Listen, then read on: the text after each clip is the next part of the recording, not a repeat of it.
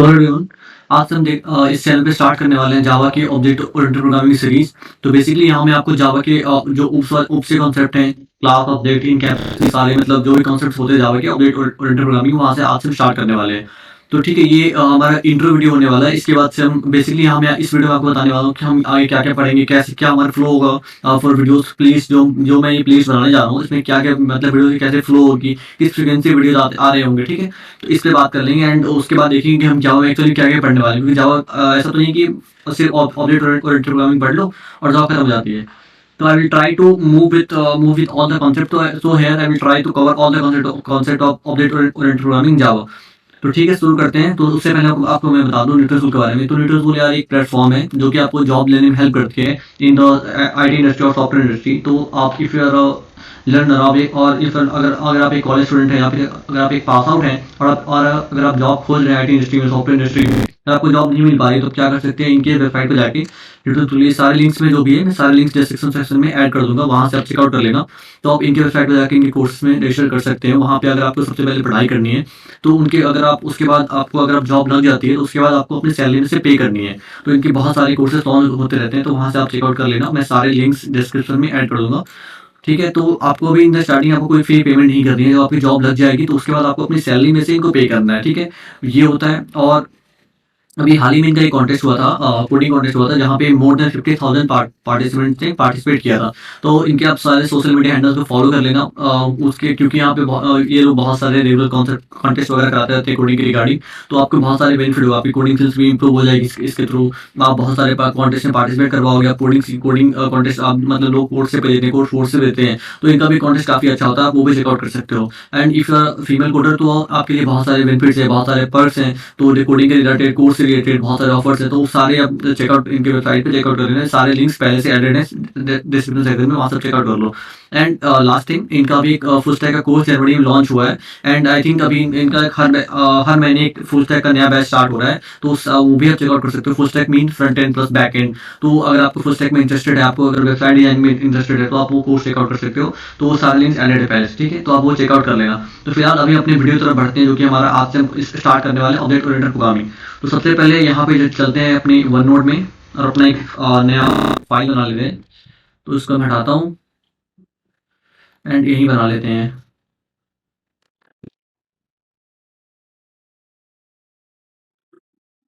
ठीक है, just second, एक मिनट देना। अच्छा ठीक है, नया बना लेते हैं, चलते हैं। हम्म, हाँ जी ठीक है, यहाँ बना लेते हैं। तो हमारा क्या था, ऑब्जेक्ट ओरिएंटेड प्रोग्रामिंग, ठीक है। ये जावा में है, इसका मैं इधर का व्यू चेंज करता हूँ, इसको यहाँ कर लेते हैं।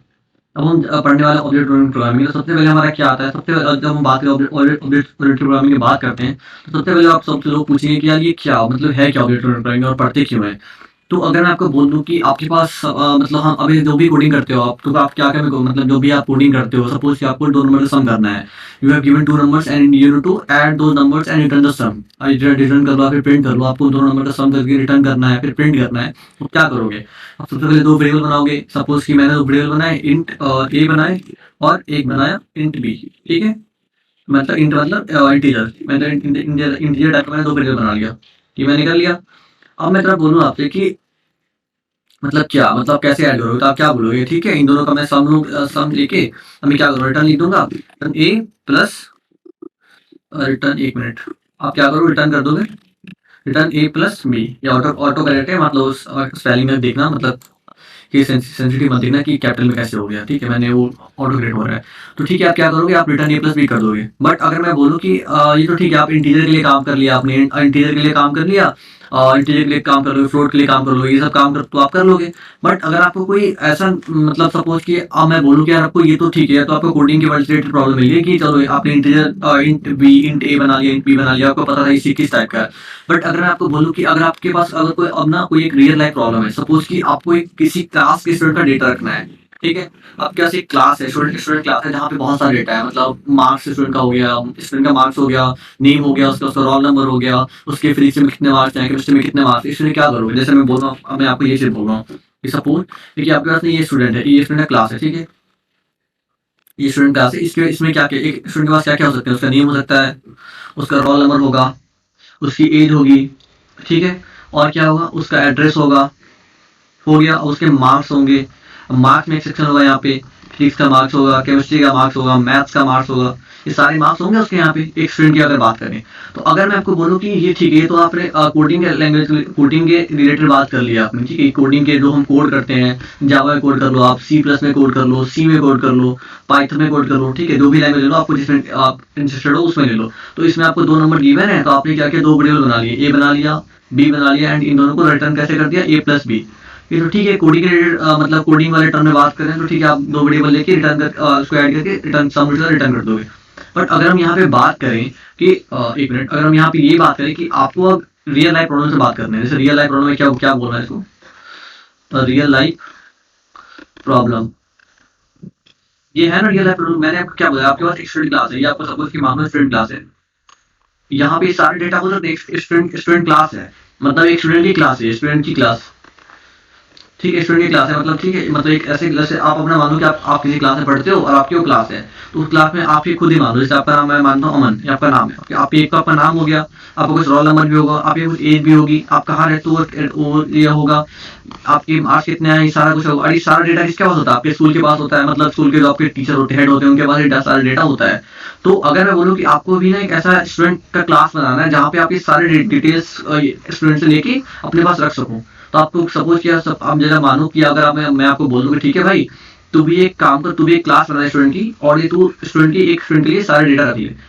चलो ठीक है, अगर मैं आपको ऐसा बोलूँ तो क्या करोगे? एक चलो मैंने बोला कि ठीक है, तो एक काम करो, तुम भी एक क्लास स्टूडेंट की क्लास बना लो, और तुम भी ये सारे चीज स्टूडेंट रख लो, नेम रख लो, रोल नंबर रख लो, एज रख लो, एड्रेस रख लो, और ये सारे उसके मार्क्स रख लो। आप क्या बोलोगे? ठीक है मैं बना लेता हूँ, आप क्या बोलोगे? एक बना लोगे? अब आप तो सब सिंपल ये मुझे ये बोलोगे कि मैं क्या करता हूँ, नेक्स्ट सबसे पहले मैं क्या करूंगा, स्ट्रिंग नेम बना लूंगा, मतलब उसका नेम चाहिए, नेम तो स्ट्रिंग में होता है। चलो ठीक है, आपने एक वेरिएबल बना लिया नेम के लिए, मैं बोलूंगा, आप बोलोगे रोल नंबर है, ठीक है मैं क्या करता हूँ, इसको बना लेता हूँ डी टाइप का, ये बना लिया रोल नंबर। अब देखा एज एज क्या हो सकती है, एज तो फ्लोट में मतलब 12.5 तो नहीं होगी, मतलब 11 ऐसा नहीं होगा, 1.02 ऐसा कोई थोड़ी होगा। एज भी आपका इंटीजर में होगा, मतलब 11 साल, 15 साल, 18 साल ऐसा कुछ हो सकता है। आपने इसके लिए एज बना लिया। अब क्या आता है एड्रेस, एड्रेस में भी क्या आ सकता है, आप इसको लोगे स्ट्रिंग ना, स्ट्रिंग टाइप का, आप अपने लिए एड्रेस ले लिया।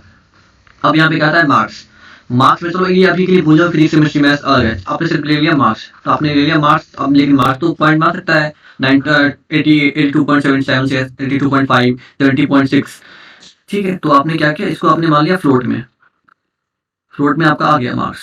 1 मिनट, तो आपने इसको ले लिया फ्लोट में,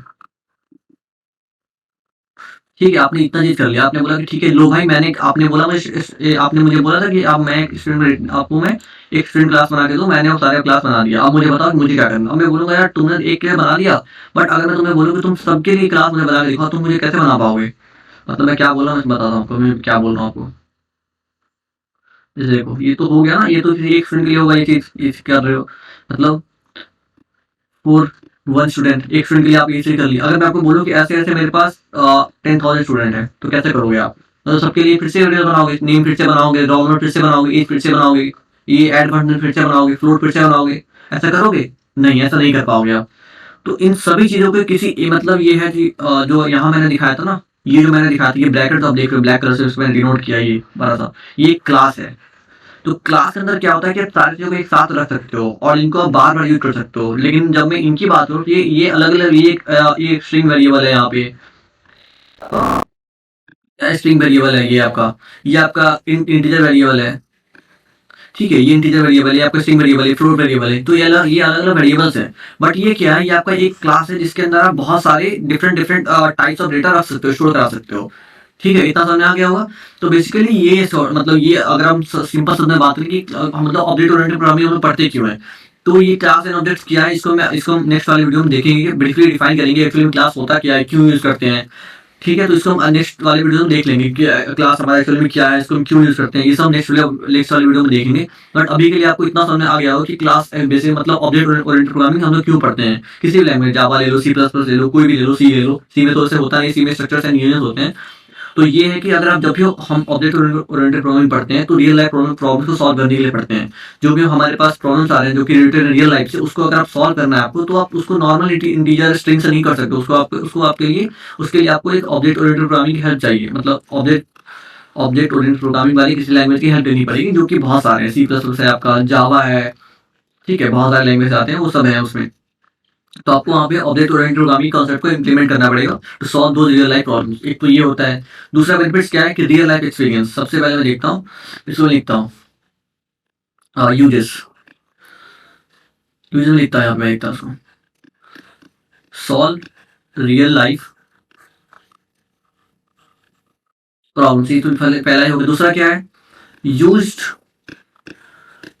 एक्सटेंसिवली इन इंडस्ट्री। आप जो भी इंडस्ट्री में काम करते हो ना, तो मैक्सिमम जो आप कोड देखते हो वो है ना, वो ऑब्जेक्ट ओरिएंटेड प्रोग्रामिंग के हेल्प से लिखे जाते हैं। जो भी आपके मैक्सिमम आप कोर्स मतलब जो भी आप मैक्सिमम यूज कोई वेबसाइट यूज कर रहे हो, कोई भी आप ऐप यूज कर रहे हो, उनके maximum code object oriented programming के प्रिंसिपल लिखे जाते हैं, प्रिंसिपल से लिखे जाते हैं। अभी प्रिंसिपल्स क्या है, इसको नेक्स्ट वीडियो डिस्कस करने वाले हैं। तो फिलहाल आपको ये सारे अगर ये सारी बात आपको क्लियर हुई हो कि मतलब कि क्लास मतलब ऑब्जेक्ट ओरिएंटेड प्रोग्रामिंग क्या है, तो ठीक है। इसके बाद हम देखेंगे। इसके बाद तो बेसिकली इतना ही था कि आपको सिर्फ इस वीडियो में ये क्लियर करना था कि हम इसको यूज क्यों करते हैं। मैंने आपको एक बहुत अच्छा एग्जांपल दिया है कि एक क्लास आपको मतलब इस तरह से एग्जांपल दिया, उसको मैंने अगर आपको सिर्फ कोडिंग लैंग्वेज से बात हो कैसे रिलेट कर सकते हो, तो उसका मैंने डिफाइन कर दिया कि हाँ क्या डिफरेंस है इन दोनों में, क्यों यूज करते हैं इसके। अगर हम हमें बोल दिए अगर आपको 1000 स्टूडेंट डेटा लेना है तो कैसे ले पाओगे, तो पॉसिबल ही नहीं है कि आप थोड़ी 1000 बार रूप चला के डेटा सारा इनपुट लोगे, नहीं, बहुत ही रियली आ जाएगा। इसके लिए हम क्या करते हैं, क्लास बना लेते हैं। तो ये था ऑब्जेक्ट ओरिएंटेड प्रोग्रामिंग, जो कि रियल लाइफ प्रॉब्लम को सॉल्व करने में मदद करता है हमारा। ठीक है, अब नेक्स्ट वीडियो हम देखने वाले हैं हमारा क्लास। बेसिकली हमारा क्लास क्या है, ऑब्जेक्ट क्या है, उसके बाद देन मूव फॉरवर्ड करेंगे, आप फॉरवर्ड मूव करेंगे। ठीक है, थैंक यू सो मच।